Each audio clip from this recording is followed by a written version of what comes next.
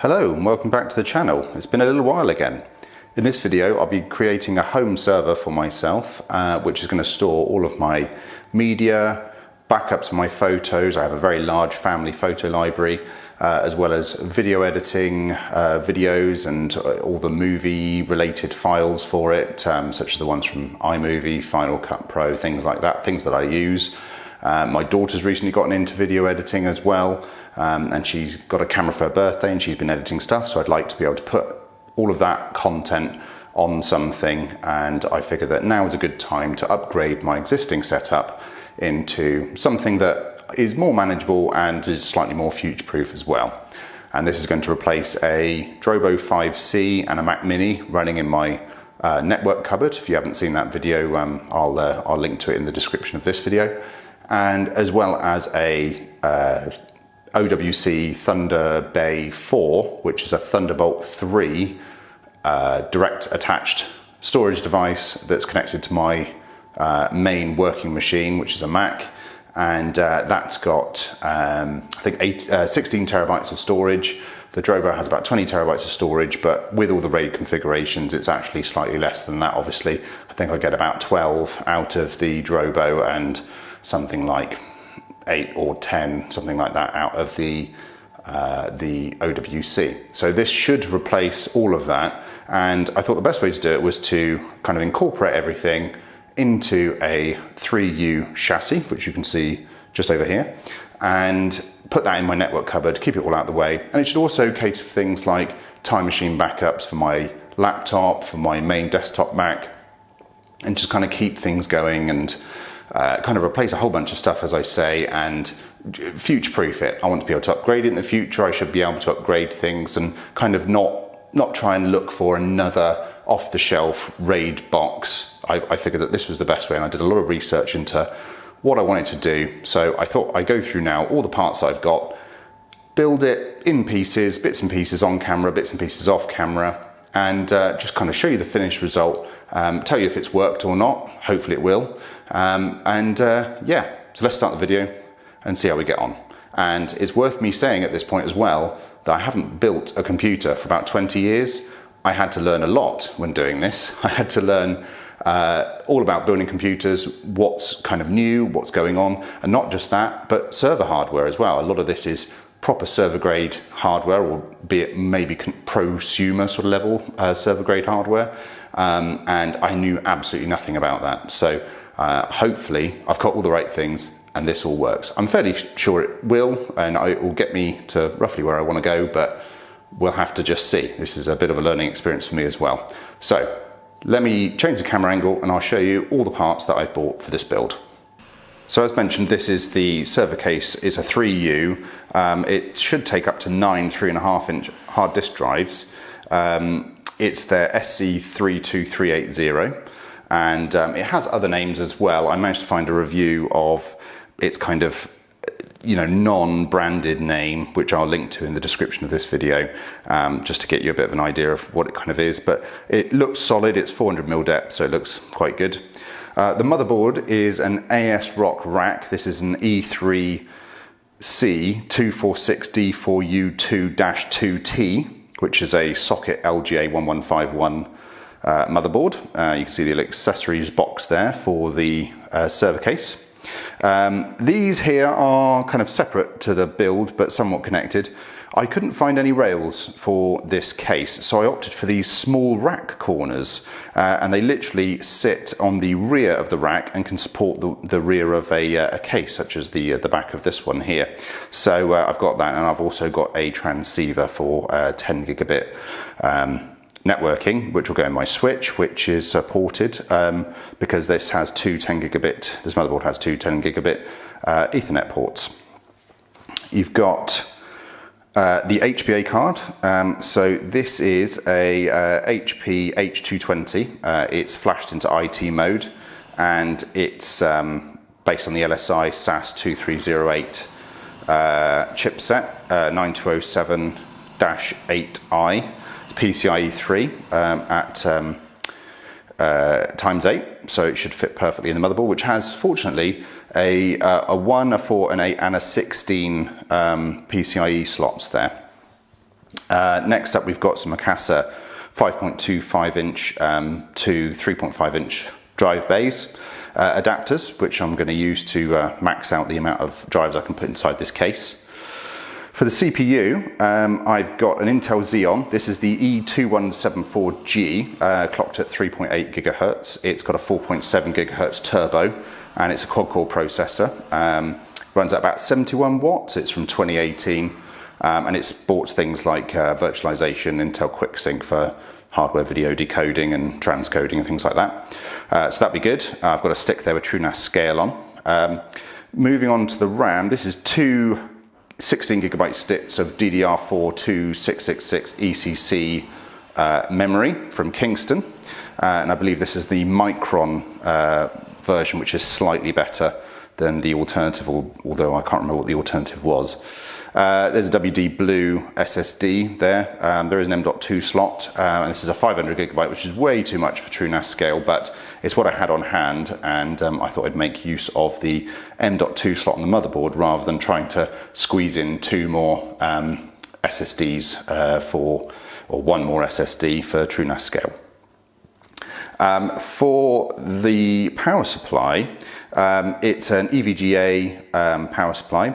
It's the Supernova 750 P2. It's a 750 watt 80 plus platinum ATX power supply, and I think in the UK it's up to 96% efficient. So with any luck, it will actually give me a pretty good kind of power efficiency. But I managed to get this secondhand on eBay, and it's absolutely immaculate. The CPU is also secondhand. The motherboard itself, I think they said it was secondhand, but I ordered it on eBay. It came from China, took about 3 weeks to arrive, and it's absolutely immaculate, and it's perfectly wrapped as well. So I have no reason to believe that this isn't new, but if you've come across something similar, let me know in the comments, and maybe it is indeed secondhand. But either way, I got it for a good price, so I'm happy. And then we've got a selection of PWM fans. They're all Noctua fans. So you can see here we've got some 60 by 25, so they'll go in the back. We've got some 80mm fans there, they'll go in the front. We've got a 40 by 10 millimeter, which will go onto the HBA card, because apparently the HBA card can run quite hot, so that'll sit on top of that heat sink there. And then we've got a very low profile CPU cooler as well, for my socket type. And then next to it are two hard drives. So I'm meant to have 8 terabyte hard drives. I've got 2 here on show. I've got another 3 arriving in the post, and I still need to find another 3, but I'm going to see how I get on with all of that prior to finishing this build. So yeah, that's kind of everything in a nutshell, really. I'm really pleased with everything. I'm really looking forward to building on this. And I'm just going to see how I get on with everything. Hopefully this will make for an interesting video. Yeah, we'll just, in fact, one thing we can do is take the cover off this case so you can see inside. There we go. So you can see that we've got our ATX power supply slot there. We've got 5 expansion kind of points. I can't remember the exact name of them. We've got the 2 fans that came with it, but you can see that they're just on a Molex connector, so I'll take those out. They'll be incredibly loud anyway, I'm sure. You can get in a full ATX motherboard if you really wanted to into this case, but then you'd sacrifice some hard drive space. So I've gone for a micro ATX. I think mini ATX is ideal, but you have to sacrifice the choice of either having a, say, 10 gigabit Ethernet card. If you can't find a mini ITX board that has 10 gigabit Ethernet, you can't get a graphics card necessarily in there at the same time. You can't get an HBA card, so you have to make some big sacrifices. So I figured that micro ATX would be the best way to go. And you can see here the 5.25 inch drive bays there. There is a USB 3 underneath and a power button, and it's kind of recessed, which is what I wanted. You can see here the hard drive kind of caddies there, where you can slot them all in, and then 2 fans at the front, which again on a Molex connector, and I'll remove those. I did notice right down here there is a missing screw. So with that missing screw, some slight scuffs down here and a slight scuff on the top, I have reason to believe this case may be secondhand, but it might just be the finish from the factory. What I would say is I'm carrying the top of this case in one hand whilst filming this, and it is pretty heavy. I'm pretty happy with how thick and solid this all feels. Very, very solid, in fact. It's good thick steel, but it's a little bit sharp in places, as you can imagine. And this case was just over £100 delivered. So as you might imagine, it's not a premium case, but it's certainly going to be more than satisfactory for my requirements. So I'm going to get to building, and yeah, let's see how I get on.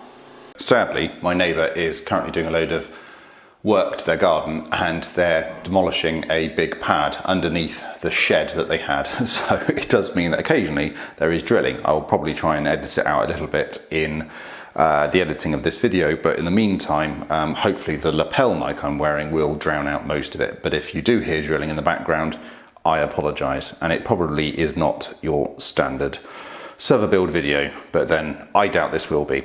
I figured that the first thing I need to do is actually to take the fans out of the case and kind of prepare the case. So, and like I say, I'm just doing this as I feel it needs to go. I really don't know what I'm doing.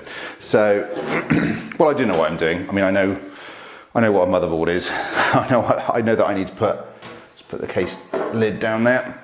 I know I need to put the motherboard in first, kind of mount it and try and get everything kind of, the motherboard and everything done first, I guess. I suppose the fans could probably be done first. So let's do that. Let's do the fans first. That's probably easiest.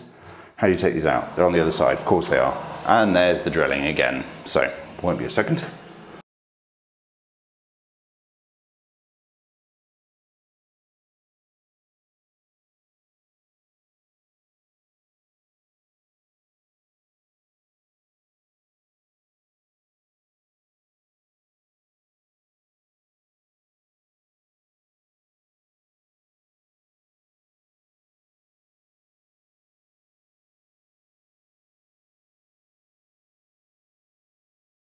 It's stranger and stranger. At least they've got these little cutouts here. I don't know if you see these little notches so you can actually get a screwdriver in there. Well, there's one. And a little packet of something. Interesting how they've got the packet is in paper, but these are still wrapped in polythene. Although I am seeing more stuff wrapped in paper, which is a nice thing to see. There, those are in. It's worth noting that the screws that come with this bracket, they're incredibly similar sized. On first glance, I didn't notice that these are actually slightly smaller with a smaller thread. So yeah, it took me a minute to actually get them all kind of lined up, but they are there and they're in. Now I'm going to mount them in this bracket. Right, that is now in, and it wasn't that difficult to get those in because I've got a magnetic screwdriver with a fairly long shaft. So that is now in. I've managed to, there's a little bit of discrepancy here on these screws, so I was able to push this forward whilst I was screwing in to get, you know, just 1 or 2 more mil, which might just be enough if needed at the back here. So I suppose what I should probably do next is I would say the motherboard, but I may want to offer up the power supply just to see what it's going to look like. My power supply, being second-hand, had no screws to speak of. In fact, it actually was missing one of the SATA connectors, which is one I needed. It's a, you can see all the ports on the back here. Whoops, turn it the other way. I've got 4 different SATA connectors, and sorry, 3 there, and one of them was a SATA to 4. And that's the one I needed, so you know, never mind. But if I put that in there, I think it might work. I think this might be okay. Actually, it's upside down. It's going to go that way because the exhaust fan will point up through the perforated section in the case. So what I might do is offer this up now, because I believe that the standoffs on my board are these ones here and possibly those ones. So yeah, something like that. These are all fixed. I think, is that one movable? It looks like this one here you can actually undo if you wanted to, but all of the rest, they are welded to the board itself. And I believe that the tall ones are for micro ATX and the short ones are for ATX, but I'm not entirely sure. I haven't really looked that far into it yet. So yeah, interestingly, there are some cases have a slot for a additional hard drive underneath the power supply unit, and they have little standoffs so you can screw it down into it, which I thought was quite an interesting way of doing it. It's a shame actually, being that this is mostly unused space, that they didn't have something for, say, two SSDs under here, because I think that would have looked really neat. But anyway, not to worry. So if I slide this on top, I believe,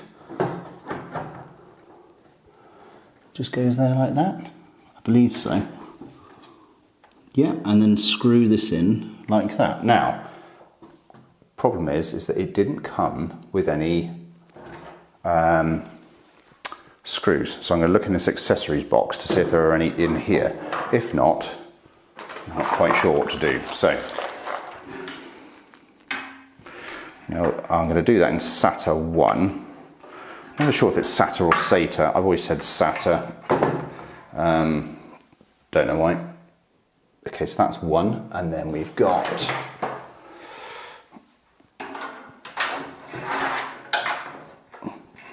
SATA 2 for the next set, and then SATA 3. There we go. Okay, so that's all of those plugged in. So I'm just going to kind of lay them over there like that, and then put this in down here. Now, question is, will this all fit? And the answer is yes, but it's a bit tight. So I was right to do this now, I think. Right. I am struggling. Right, that's better. Yeah, so a bit of cable management wouldn't go amiss around here, and connecting them up to here may be worth doing sooner rather than later. But we'll get to that. I think it'd be easier if this isn't moving around. So let's screw this in. Right, so a little tidy up. Okay, so I think we're probably at a point where we need to put the motherboard in, I think, because I think I can then put these, once I've got the motherboard in, I can then put these brackets down like this, on kind of down onto above the motherboard, and it allows me to mount the hard drives into these once they arrive. So I've got three arriving, so I can do at least one of these to test this out when it arrives. And when they arrive, I will add that to this film. So let's get, well, maybe we do the I/O shield first. I think that's probably a good idea. Let's do that. Motherboard going in. Now, how do I get this off of here without dropping everything? As far as I can tell, this is indeed brand new. It doesn't look like it's been used. It might be the odd little kind of mark around here. I'm not sure. It's very difficult to see on camera. There might be, I don't know, a bit of dust or something, but honestly don't know. I mean, it looks, from the top, it looks immaculate. Absolutely immaculate. So, yeah, there's a better view of kind of all the ports there. Yeah. That battery there, I don't know if it's got a time stamp on it. I don't know if it's worth changing, but I think it's okay for the moment. Okay, let's pop this in and just see what it looks like. Now I'll try and move some of these cables as well, actually. So let me just set this down. This, pop it down like that. Okay, so how are we for being lined up? Again, pleased that the case came with screws. And I was right to put that standoff in by the looks of it, so that's good. There's the CPU, so that is, yeah, that looks good. So yes, an Intel Xeon E2174G. It's weighty as well. That's the funny thing, is that I'm not used to seeing components like this, being a Mac user primarily. I'm not used to seeing any of this. So I believe, yeah, that comes up and out.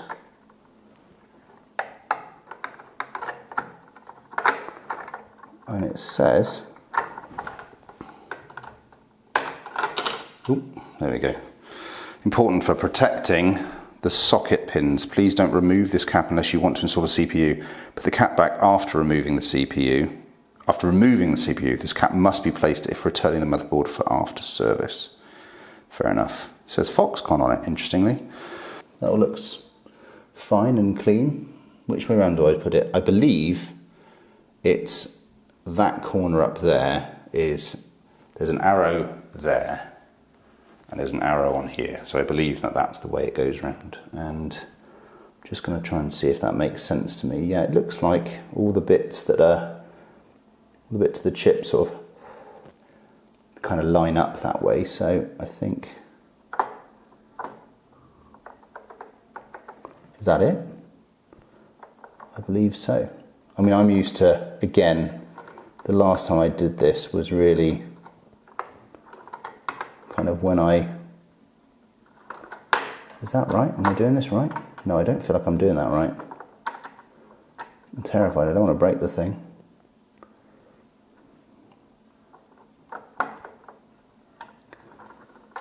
So that goes down like that.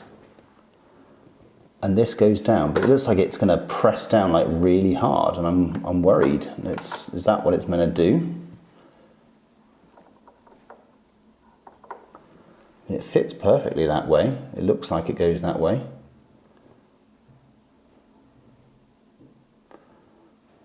I can't see any other way it would go.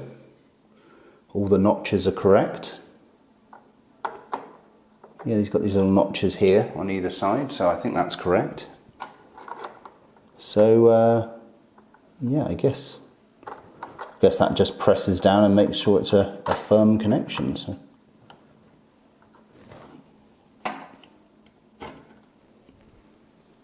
Yeah, there we go, I guess. There's no slots underneath, it's just, yeah, terrifying, absolutely terrifying. Yeah, now the question is, do I use isopropyl alcohol to clean that? So here's the cooler itself. Now, interestingly, and rather controversially, I watched a video about how to apply thermal paste to a CPU. And it's a heated topic. And I watched this really interesting video. I'll find it again and I'll link it in the description. And these guys made kind of two like bits of perspex that they laser cut. And they sandwiched together a CPU onto this piece of perspex, a CPU cooler rather, onto a piece of perspex, to see what the distribution pattern was like when they applied thermal paste to the CPU. And the result's really interesting, because I always thought it was just a single little blob on top. But actually, when you spread it out, it makes the best kind of bed of CPU, sort of thermal paste. So I think that's what I'm going to do. I'm just going to follow, you know, again, don't know what I'm doing. It's a educated kind of guess. I'm kind of just trying to learn. That seems to be logical to me. So I'm going to put a blob on, spread it around on top, and then place the CPU cooler on top of that. So I need a spatula or something. Hello, so it's another day. I'm going to carry on with where I was. Off camera, I was able to fit the fan to the HPA card. It's a very hodgepodge job. I've seen a number of videos where people have put them on the side like this. Basically, I ended up taking off the heatsink, cleaning the absolutely dried solid thermal paste or thermal pad that was underneath it, applying new thermal paste, which is this noctua stuff that comes with the CPU cooler, putting it back on, and I couldn't get any way of attaching the fan through these holes and then onto the back of the card. So I decided to reattach the heatsink using the existing pins that it came with, these sort of sprung pins, and then just find some screws that fit, and they just kind of it just screws the fan into the heatsink, not too deep or anything like that. I couldn't find any bolts that would fit, but I've seen a number of people do a similar sort of DIY job. So that's as good as that's going to get. I'm happy, it will work, and yeah, as far as I can tell, that's okay. So that would be nice and cooled. So I'm ready to put that in whenever I am in that position, which is good. I'm just going to put that out of the way. But I do want to put the CPU cooler onto the CPU and motherboard today, and I had a bit of experience. I just used the thermal paste on the HBA card, and that allowed me to have a bit of sort of trial and error really with how that was done and how thick it was to spread out using the spatula and all that sort of thing. I was quite happy with that. I also cleaned the top of the CPU with some isopropyl alcohol that I have as I was cleaning the HBA card, and I felt that that went very well. In fact, it is visibly cleaner, so I'm hoping that will make good thermal contact. So what I'm going to do now is have a look at this CPU cooler. So this is this one here now. Looks like this top layer, yeah, that comes off like that. And then it comes out. Gosh, it's very small, it's very flat, which is what I wanted. I want a low profile. I didn't want anything getting in the way. I'm sure I could have had a taller one if I really wanted, but that's all that's in the box. There's some screws as well. And yeah, it looks pretty straightforward really. I'm hoping that I don't have to mount it underneath the board. That kind of looks like I have to actually. It kind of looks like maybe looks like you screw through from underneath the board and then into here. I need to find the manual. Where's the manual? So let's now apply some thermal paste. It does say a blob in there, but like I say, I've seen a couple of things, and some people swear by doing a line, some people do an X, some people do everything. So I'm going to put a generous blob in the middle and then try and spread it out a little bit. I'm pretty happy with that. That's as good as I feel that I'm going to get with it. There's a little bit left on the spatula there, but not very much. So that's good. So I'm going to put that to one side. I'll clean that off later and put the CPU cooler on.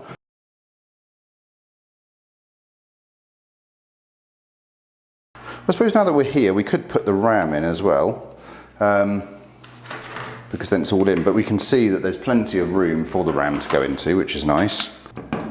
I will check this in the motherboard manual. I may end up changing this, but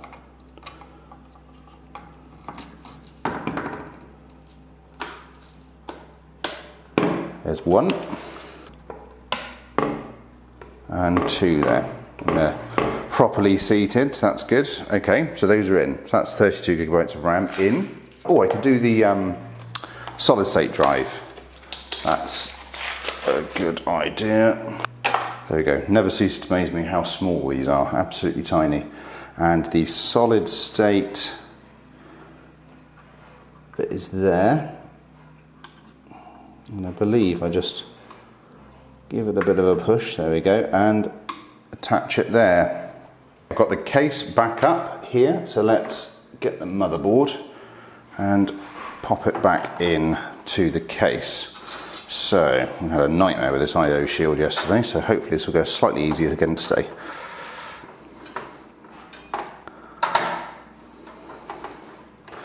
Okay, come on now. Well, that was much easier. I think we're completely in there. Oh, yeah, there we go. So this is a 8-lane one, and the 8-lane one I think is at the end here. So that's good. My worry was that the 8-lane PCIe slot was going to be too close once I added this fan to the power supply, but actually there's plenty of space in there, so that's good. I believe you can get different sized fans, different thicknesses. So I'm glad that I didn't accidentally mess that up. I believe we're in. It was rather unsatisfying, but there was a clunk, so I can only assume that that was in fact the sound of it all going into place. So let's put the screw back in there. So that's the HBA card in. Now that plugs into this front fan 3. Brilliant. Okay, so we've got some fans going. We've got the two front fans, we've got the CPU cooler, we've got the cooler on front of the HBA card.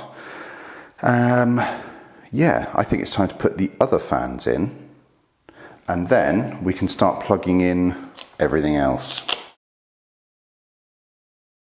That's now in and plugged in. So the next obvious thing is this USB header, which is pretty obvious because it's blue, and that goes down into here.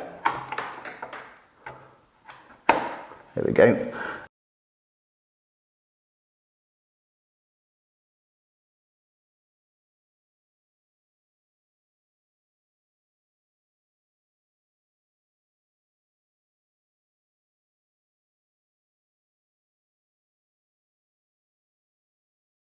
everything is back together again. The HBA card is back in and the fan is plugged in. The LEDs and everything on the front is plugged in. The USB 3 header is plugged in. I can't see a place for this anywhere nearby, so I presume that it's not needed and that you either use the USB 3 side or the USB 2 side. Everything is in. I've also replaced all the screws for the motherboard for better fitting ones, as well as I found the actual M.2 screw, which is a much better fit, which I've done. And again, I've just done it gently hand tight to make sure it doesn't squash anything. So I think what I want to do now is kind of, I think I'm done. Short of the hard drives arriving, and they're still not here yet, then I need to test this. And the one thing I can do is install TrueNAS Scale, which is good because it allows me to test the front USB ports, allows me to test that the system is working, everything's being powered correctly, the CPU fan's working, the RAM is working. I can do all my tests of like everything I've put into here and then install TrueNAS Scale onto the M.2 drive, which is just a SSD, it's not an NVMe drive. So yeah, I think I'm going to put the case back on and start to test everything out. I'm going to take it to a space where I've got a monitor keyboard set up already, as well as a network connection. So I'm going to head upstairs to do that now. Okay, I'm now upstairs and with any luck, this will work. So I have a USB keyboard plugged in, a monitor plugged in via HDMI, I've got my USB stick plugged into the front, and I've got a network cable plugged into the back, as well as the power lead. Now, let's turn it on. Okay, so that's going to be on. So let's try turning it on. Oh, we have a light. It's very quiet.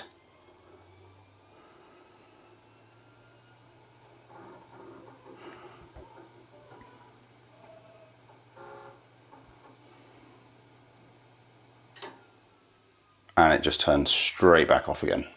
Nothing going through to the monitor. Cool, right. Trying to work out what the problem is now.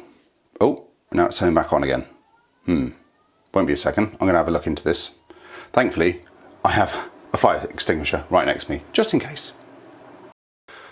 Bad news, as you can see, I have completely disassembled everything.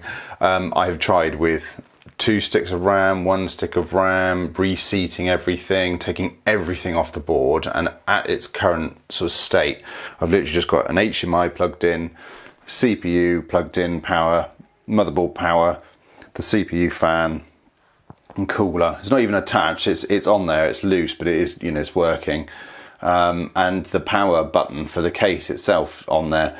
And sadly, nothing seems to work. I've tried the RAM in every single slot. I've tried the other piece of RAM in every single slot. There is a buzzer on this board, but yeah, sadly, nothing is coming out of it whatsoever. I've tried the IPMI port, connecting it to my computer, it doesn't get recognized. Tried a different HDMI cable, tried a different monitor. I've tried plugging in just a Ethernet cable to see if it pops up on the network, and it doesn't. So I think sadly, from everything I can test, it seems like the motherboard is probably dead. It does power on, and as you can see, it's kind of flashing now, and apparently if it flashes, it's normal. But I can't get any life out of it whatsoever. I've reset the CMOS, I've changed the battery, I have done everything I can. So I'm kind of a bit gutted, really. But I've contacted the seller because, like I said, I bought this on eBay. Said it was secondhand, but it looked brand new to me.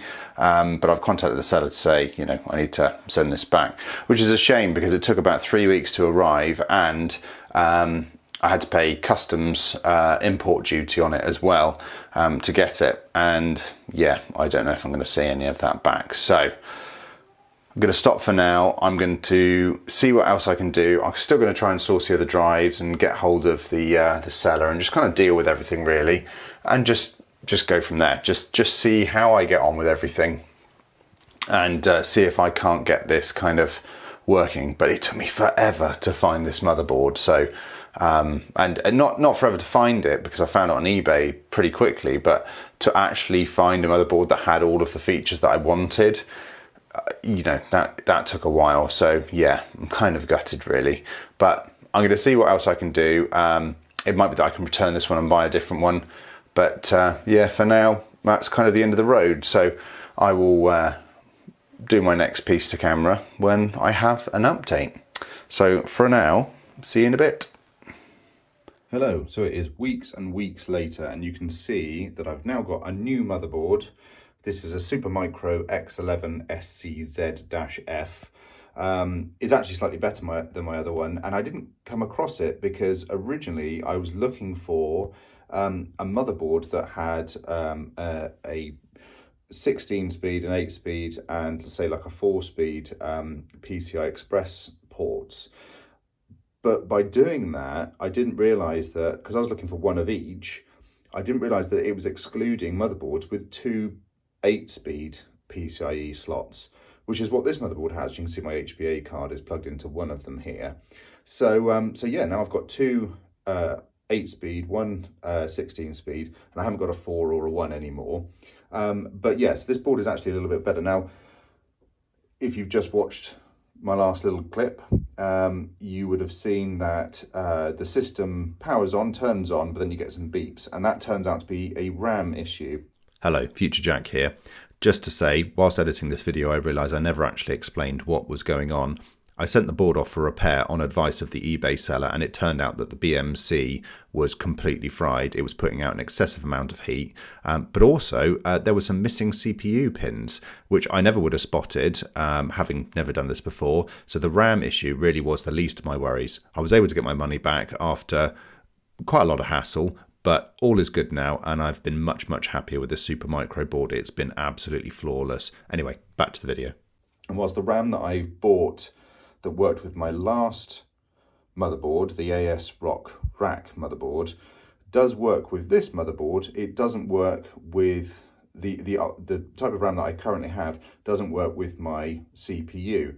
Now that's a surprise to me, but it may have been a hangover from the fact that I was originally going to order a slightly different, slightly lower spec CPU, which probably was compatible with, but it's not compatible with this one. So I've ordered some more, and I've got in touch with Kingston, and I think they're going to return it. Hopefully they will, even though I bought it a few months ago, so it's kind of just up to them really.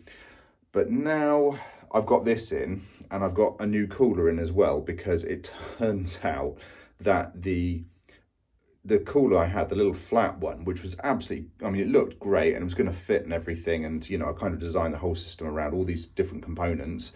It turns out it's not powerful enough for the base clock speed of this processor, and that didn't come up for a couple of different reasons. So I've been left in a kind of a predicament. Anyway, I was able to return that one, and I bought this one instead. This is the D9L, and it is specifically shorter, just by a tiny amount, so that it works in 3U rack cases, which is what this one is. And sure enough, the top of the case does fit, and fits perfectly as well. I can probably adjust this fan, because you can it kind of clips in with these kind of spring-loaded kind of clip things here. And they're not spring-loaded, they just kind of latch on, but they're kind of, one bit's in here and the other bit kind of pulls over like a spring when it's going on. And I think I can probably adjust it up and down ever so slightly if I needed to. But for now, it seems to be absolutely fine. I just, when it's all working, I want to make sure that this isn't touching and sort of say vibrating the top of the case. So there's that. But yeah, it's actually looks a better condition than it is. You can see I've got the SSD in there. You can see I've got, yeah, there's a cooler in there. The RAM goes in, it goes in the blue slots there.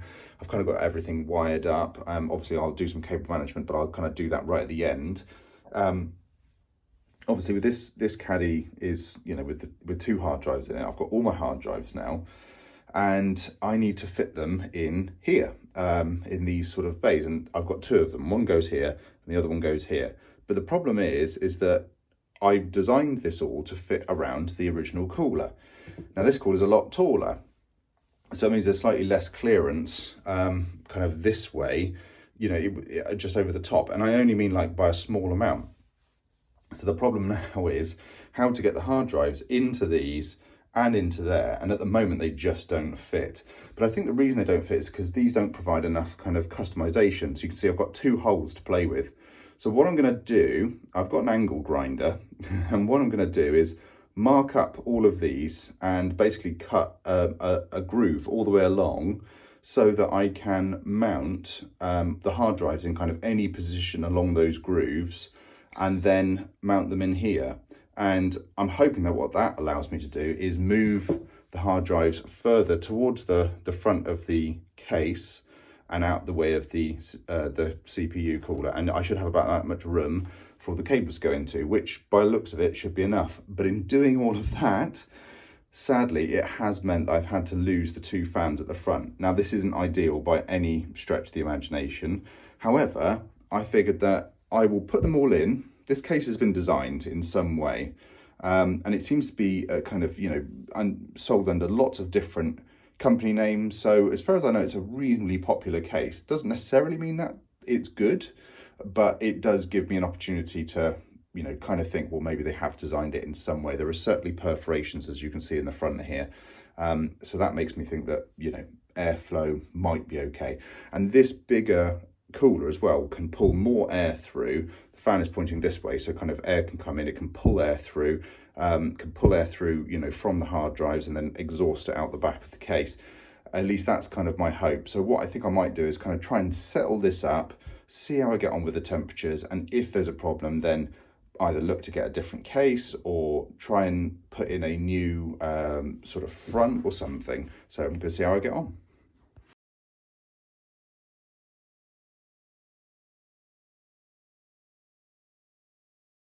So a bit more time has passed, and rather unexpectedly, my RAM turned up yesterday. I wasn't expecting this for another week, but yeah, it's here.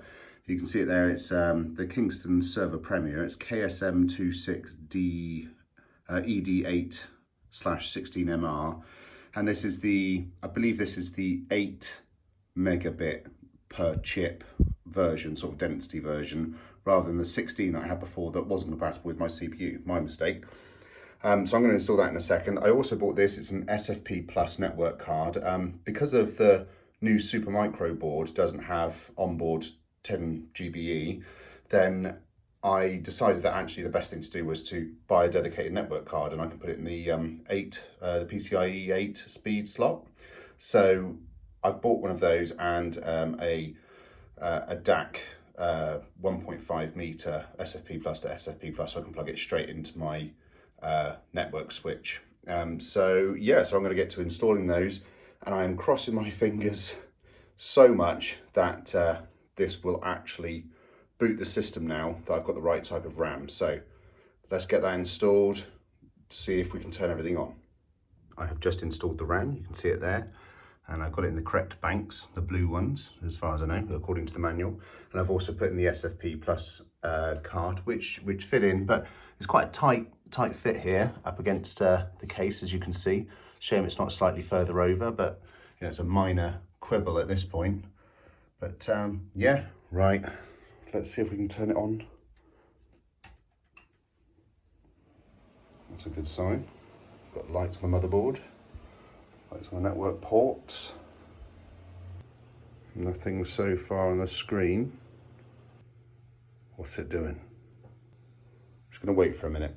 So after a bit of searching, it appears that to get the BIOS on the screen, and because there's no OS on the system, you have to use the VGA port on a Supermicro motherboard.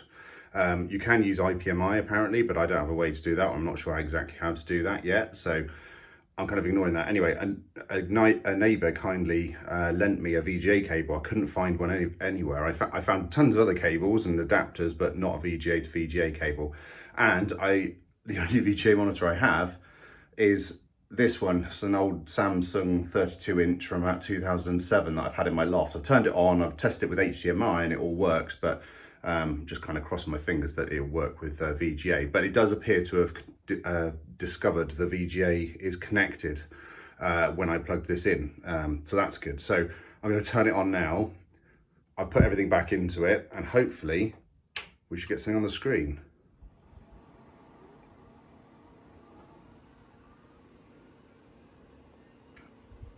Oh my, oh, that is a sight to behold. It really is.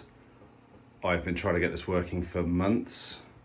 I've been buying parts and kind of doing this for about 4 months now. That is very exciting. And this is when things had to get quite creative. You've seen that I've got issues with the new cooler, the fitting of the hard drives, just nothing wants to fit at the front of the case.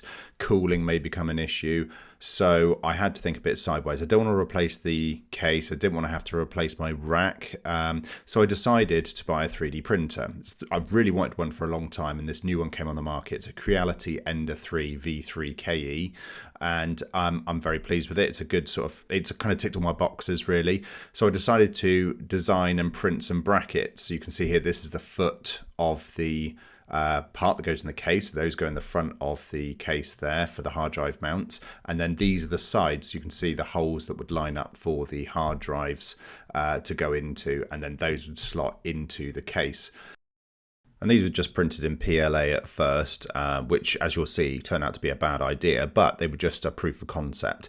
And here you can see them actually in place, holding the hard drives together. But it does show you how little space there actually is behind the drives, between the drives and the CPU cooler. But you can see them a bit better here with them plugged in, and how little space there was at the top. I needed to adjust my measurements by a couple of mil. Then I printed some more for the next set of hard drives to go into. And yeah, there's a better shot of the side so you can see what it's like.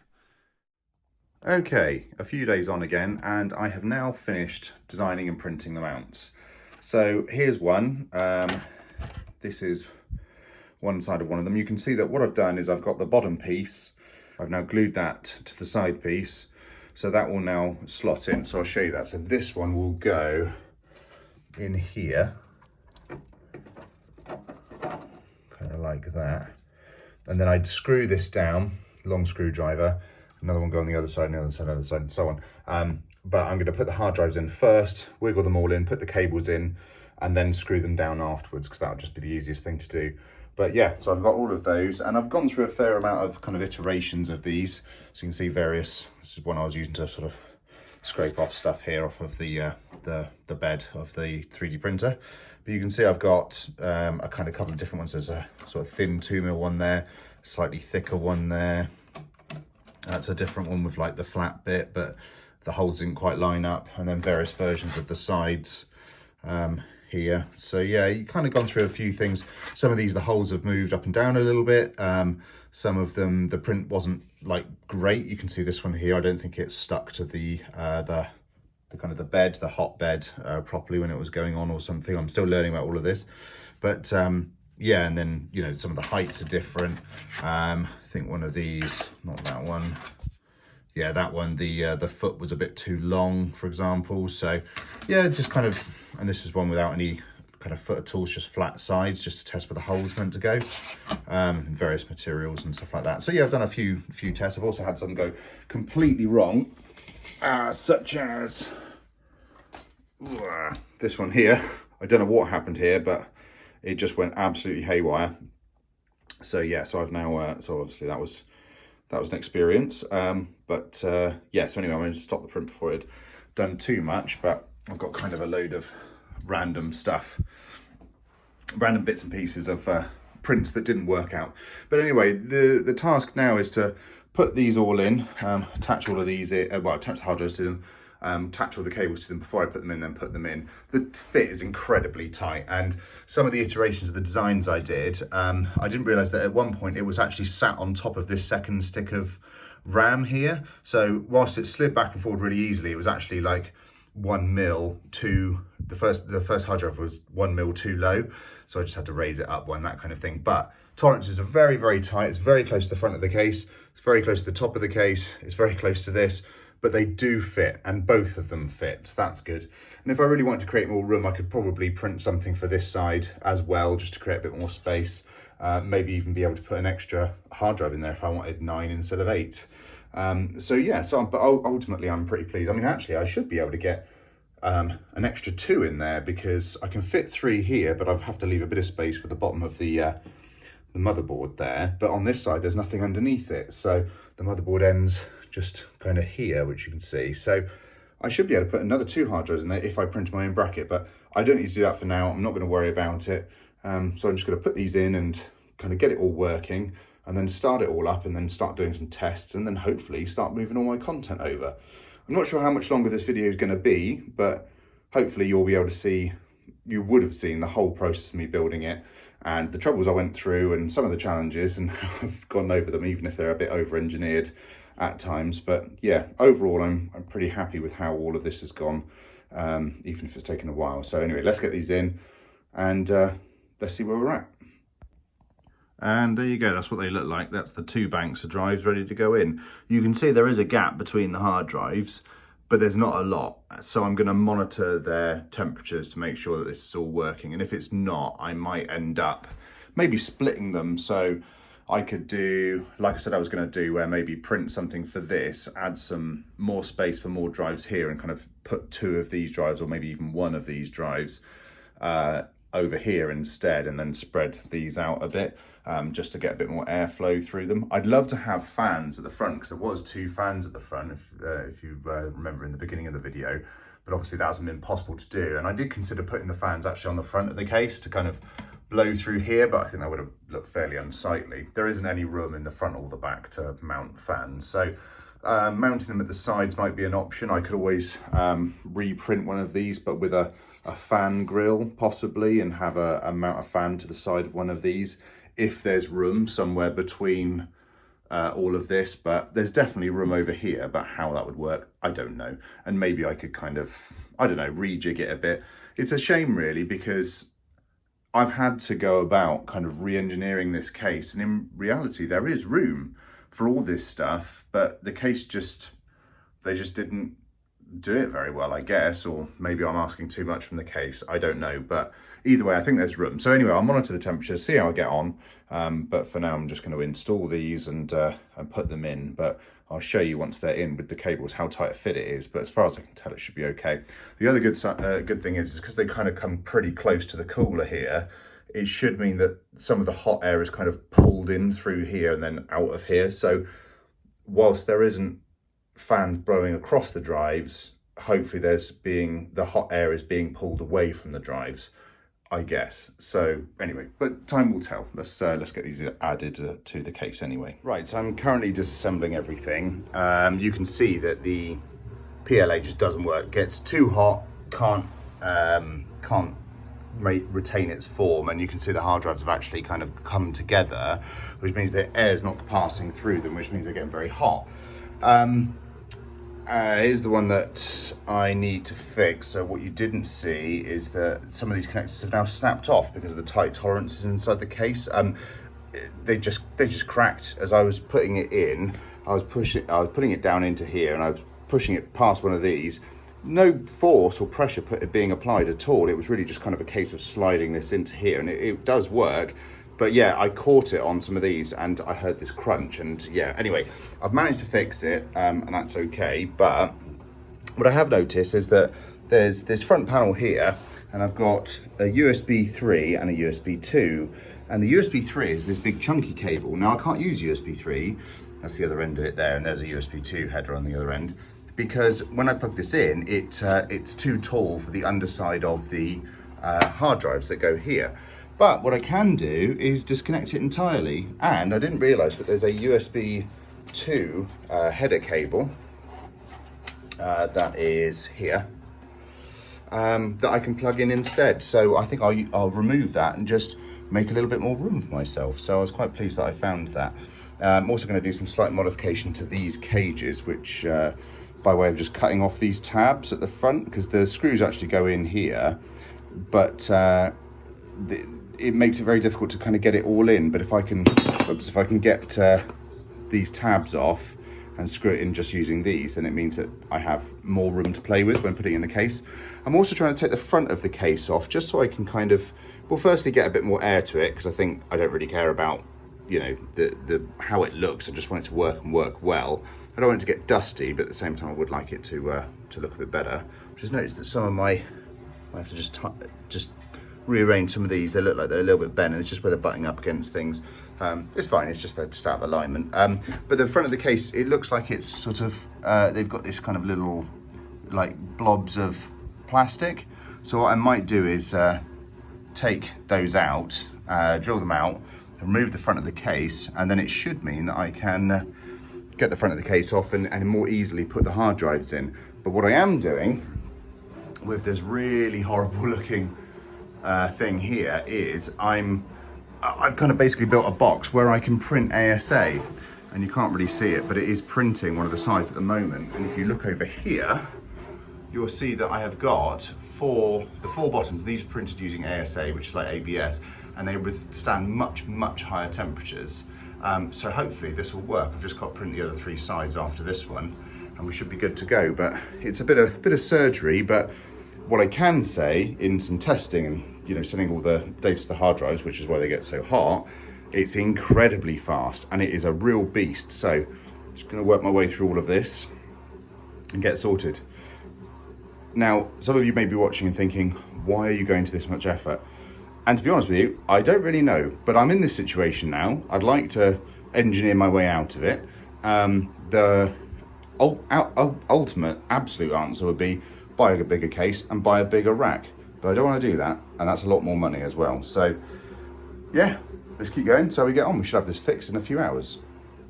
Just done a quick job of hot gluing those connections into place, just to stop them from moving. It's not very pretty, but it's absolutely fine. And I've done a neater job on just one line on the underside of these. Yeah, hopefully it's all okay, but they are now much more solid. So I know that they're not gonna move and shouldn't have anything really to worry about.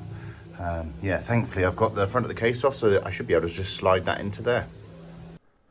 And if you've gotten to this point in the video and you're not screaming, well done you. Here's a shot of the side of the cases that you can just see just about how warped that PLA really is. So you can see why it was needed to be replaced if it wasn't obvious already. But here's a nice shot of all the hard drives in and looking much neater. I've adjusted the tolerances so they're a little bit higher up off of the away from the motherboard, but there's slightly more space between them, and there's also less it's less tight to the top of the case, so it does mean I can get the top of the case on nicely, and you can see the front of the case is off there as well, so you can see how kind of they're all in, and they're all connected up at this point as well. So I don't know if you can make that out, but all the SATA cables, or the breakout cable from the HDD card that connects up to 4 drives, those are all in. The SATA power leads are all in as well, and I've done some cable management here, so you can see it's looking much, much better. And here's a nice shot of the front of the case, just showing some of the cable management involves having the cables underneath the drives, which is actually kind of quite a good use of the space, I think, because otherwise that would just be completely dead space. But I thought I could do one better, so I decided to redesign the cards so that I was supporting the hard drives not just in 2 places, but in all 3 slots along the side, all 3 sort of mounting points, and add some space for some fans as well. So these are the same fans as the ones I use on my HDD card. They're tiny little 4cm fans by 1cm deep. And I was going to mount those all together using some of the Y splitters that came with the fan. So I ordered those and reprinted the sides, so you can see here exactly how it was going to go. So the idea would be that there would be fans on 2 sides, and then on the other side there would be these like this, just open kind of holes, acting as kind of an exhaust point as well, just to blow some air across and between those hard drives, which I thought would be a good idea. But then came the problem of how do I attach these fans to this case, because I can't put screws on the inside of those sides I printed because they would butt up against the hard drives. So I decided to print some little push fit kind of brackets that would fit over the fans and push into the holes where you'd normally put the screws through. And you can see here I've got 4 different designs. The first one kind of went all over the top. The second one was a little bit more neater. The third one was a bit too thin at the top, and the fourth one was a bit thicker and is the one I ended up going for. And here you can see what the fans look like on the sides that I printed, along with their little brackets push fit through the screw holes that go into the other side of the side. And here's a shot from the other side showing that they do push fit in and they're nice and flush, and gives the most amount of space for the fan to operate. So then I remounted the sides with the fans on, and you can see how they kind of work here, and you can see how they join together into a Y splitter underneath the hard drives. So this is blowing air across the drives between them, and whilst the tolerances again are very tight, they did work very well. And then I thought, why stop there? I've got those 80mm fans that were meant to be in the front of the case, and I decided to make use of those. So I printed some little feet, this kind of grill, this honeycomb grill that went underneath so that the cables couldn't touch the underside of the spinning fan.